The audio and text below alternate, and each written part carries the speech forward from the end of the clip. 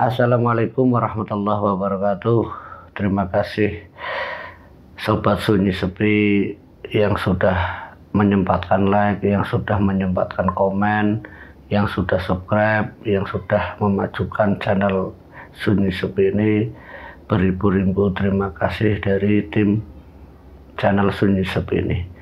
Ada satu kisah yang ingin aku ceritakan, yaitu pengalaman salah satu temanku yang mengalami kejadian mistis saat dirinya ini melewati rumah kosong yang sudah ditinggalkan penghuninya ini sudah puluhan tahun, bukan cuma 10 atau 20 tahun, 30 tahun lebih. Cerita dari tetangga atau orang tua sekitar, rumah kosong itu sudah sangat lama ditinggalkan oleh penghuninya. Entah alasan apa, karena kabar desas-desusnya rumah kosong itu adalah rumah bekas korban pembunuhan. Nah, awal ceritanya kayak gini. Jarak rumah dari tempat angker itu, ya rumah kosong itu, rumah temanku itu tidak jauh letak dari rumah angker itu.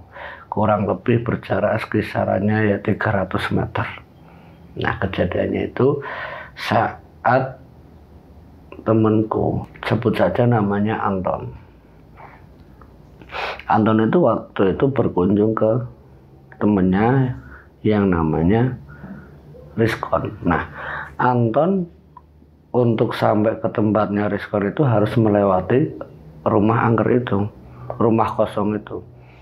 Nah, kejadiannya itu kalau mungkin siang, dia itu berangkat dari rumahnya menuju ke Rizkon itu ya tidak takut karena ya siang hari. Nah, kejadiannya ini waktu malam harinya saat Anton ini hendak pulang menuju rumah dari tempat temannya yaitu Rizkon. Yang sering dilakukan Anton saat dirinya harus melewati rumah kosong itu, dirinya ini, Anton ini mending muter daripada harus melewati jalan itu. Jadi harus putar arah. Kalau jarak tempuhnya yang seharusnya paling 5 menit, tapi karena rasa takut terhadap rumah angker itu, ya dia akhirnya putar arah mencari jalan lain yang tidak melewati rumah itu, yang membutuhkan waktu kurang lebih 20 menit. Nah, ini kejadiannya waktu Anton ini dia nekat memberanikan diri saat dirinya ini main ke rumah Rizkon. Dia harus melewati rumah itu, tapi dengan ya keberanian tapi secara nekat. Nekatnya ya karena mungkin dia lagi tidak kepingin muter-muter jalan, harus putar arah sampai lama-lama. Ya karena juga waktunya sudah dini hari, jam 1 malam kejadiannya. Nah, jam 1 malam itu Anton saat duduk di depan rumahnya Rizkon ini sempat berpikir, aku lewat sini apa muter lagi, tapi kalau muter ya lama, tapi kalau tidak muter harus lewat ke situ. Nah, Anton itu akhirnya memaksakan diri, memberanikan diri lewati rumah angker itu. Nah, saat dirinya mulai dekat dengan rumah itu, sekelebatan bayangan putih itu muncul. Anton mulai merasakan bulu kuduk tubuhnya itu mulai merinding. Itu masih keselebatan, hanya sekelebatan bayangan putih, belum wujud yang nyata. Ditambah lagi suara angin malam, suara jangkrik, suara hewan malam itu menyelimuti hawa dini hari itu. Dia jalan kaki, tidak naik motor atau tidak naik sepeda. Ya karena mungkin keadaan itulah yang membuat si Anton itu nekat. Bayangan putih itu nyata di depan dirinya, sementara hawa dingin dirasakan tubuhnya, suara hewan malam didengar semakin nyaring, Sementara merindingnya badan ini semakin terasa. Semakin dekat menuju rumah angker itu, semakin jelas bayangan putih itu. Anton mencoba menundukkan kepala sembari membaca doa sebisa mungkin. Tapi karena manusiawinya Anton, rasa penasaran itu membuat dia itu berani melihat apa sih sosok bayangan putih itu. Nah, saat dirinya hendak mencoba memberanikan diri menengok ke atas, bayangan putih itu tidak ada.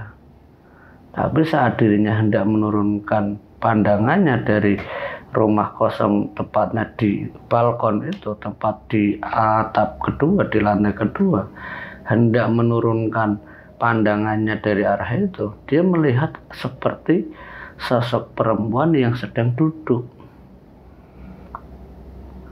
Anton semakin tidak karuan, tubuhnya tidak karuan, pikirannya, langkah kakinya pun mulai dipercepat. Enggak lari, Anton tidak lari, tapi dipercepat. Tapi perasaan itu masih benar-benar membuat Anton ini antara lihat lagi apa enggak.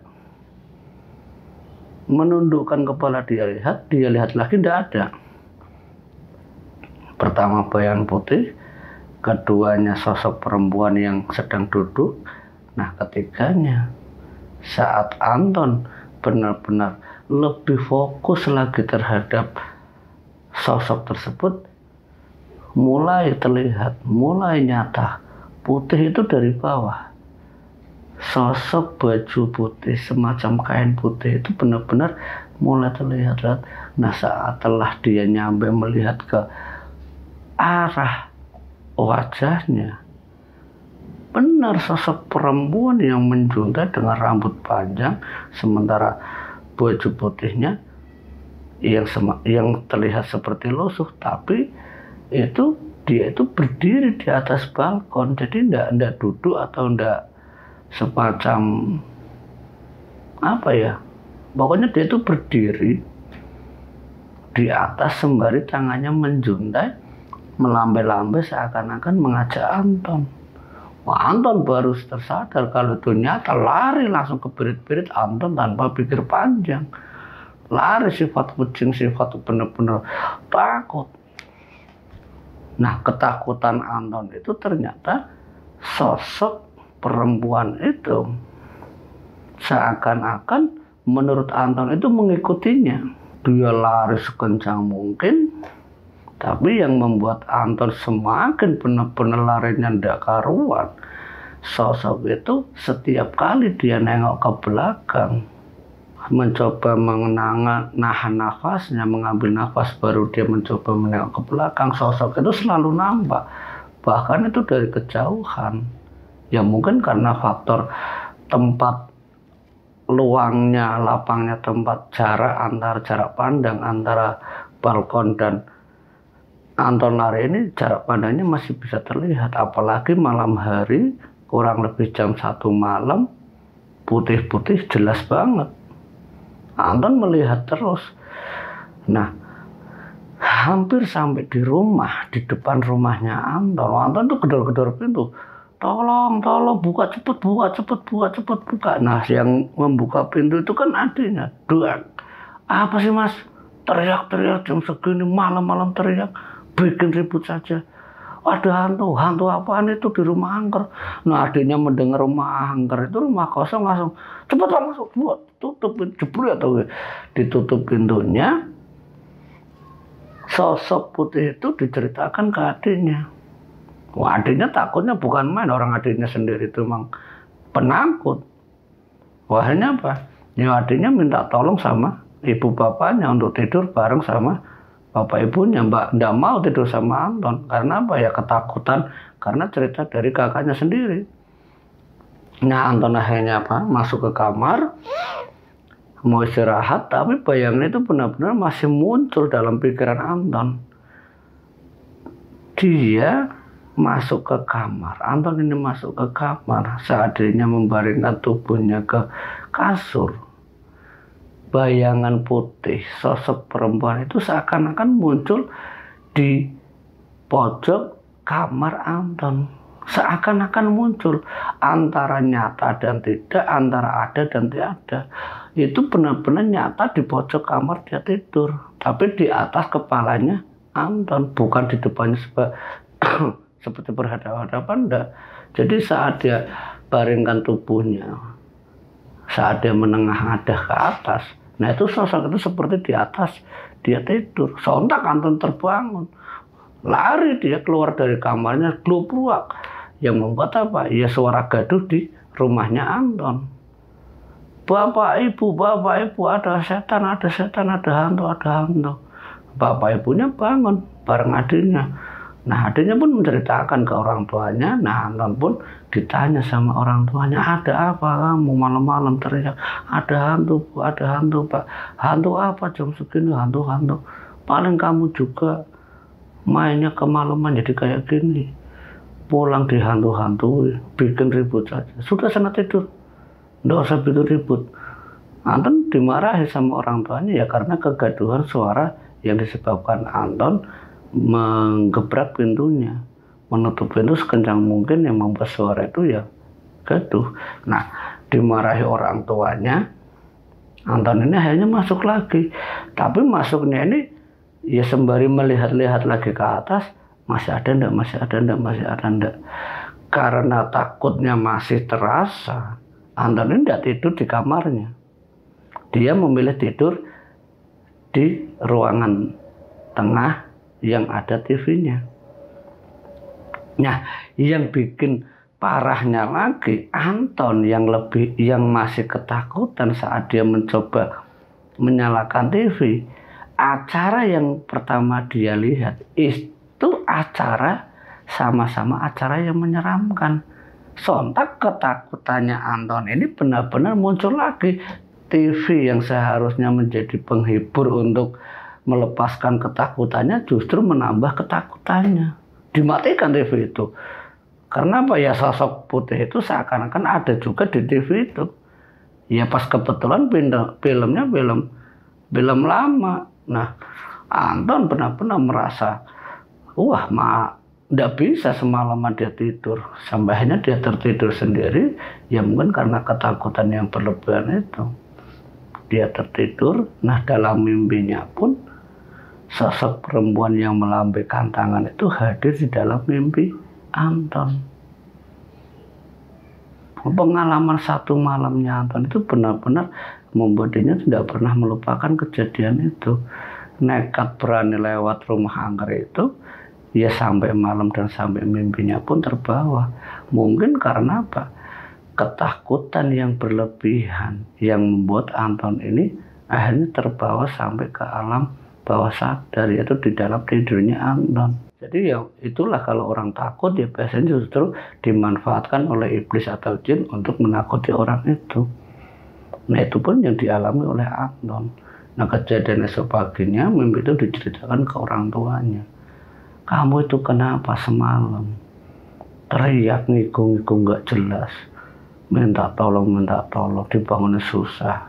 Orang tuanya mendengar kalau pas lagi mimpi buruknya Anton yang seakan-akan ditarik oleh sosok perempuan yang melambaikan tangan itu yang ingin mengajak Anton. Ya orang tuanya mendengar ngikunya, cuman waktu itu Anton tersadar. Waktunya kan pas subuh, jadi terdengar adzan, Anton tersadar tapi dia lanjutkan tidurnya lagi. Nah habis salat subuh baru dia ceritakan kejadiannya, yaitu saat dirinya lewat di rumah angker itu.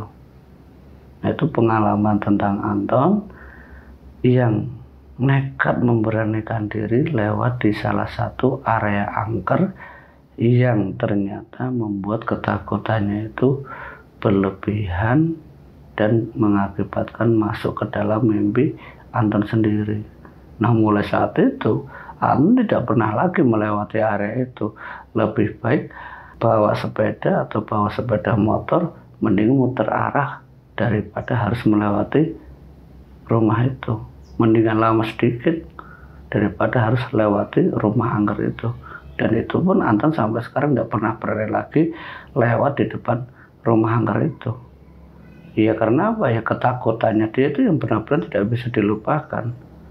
Nah, ceritanya Anton yang dilihatkan atau melihat penampakan sosok perempuan itu ternyata sudah tidak menjadi hal yang aneh bagi lingkungan sekitar, karena bukan cuma Anton saja yang melihat sosok putih, sosok perempuan itu. Jadi banyak cerita warga yang sering melihat penampakan wanita dengan berbaju putih dengan rambut yang panjang.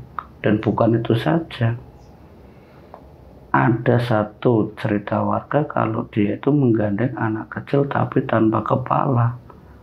Yaitu mungkin karena dulunya rumah itu adalah rumah bekas bunuh diri yang mengakibatkan kematian ibu dan anaknya. Cerita-cerita lama itu hanya terungkap semenjak kejadian Anton ini mengalami hal mistis, yaitu melihat penampakan. Dia menanyakan ke lingkungan sekitar, ternyata rumah itu rumah bekas bunuh diri yang mengakibatkan orang tua dan anak itu hilang nyawanya atau direnggut nyawanya oleh perilaku sendirinya. Yang waktu itu katanya desas-desus ceritanya rumah itu semenjak suaminya meninggal, anak dan istrinya itu ikut bunuh diri karena ya mungkin tidak sanggup harus menanggung beban karena keadaan. Padahal ya orang kaya, rumahnya besar, tapi entah kenapa sampai mereka melakukan bunuh diri dan juga mengajak anaknya. Itu salah satu tempat yang nyata yang diceritakan Anton, tapi tempat dan nama semua itu tidak bisa saya ceritakan atau saya jelaskan di mana tempat itu. Semoga kisah atau cerita yang saya sampaikan ini bisa memberikan wawasan dan pelajaran untuk kita semua. Terima kasih. Jumpa kembali di cerita-cerita channel Sunyi Sepi ini di lain waktu. Akhir kata saya tutup. Wassalamualaikum warahmatullahi wabarakatuh.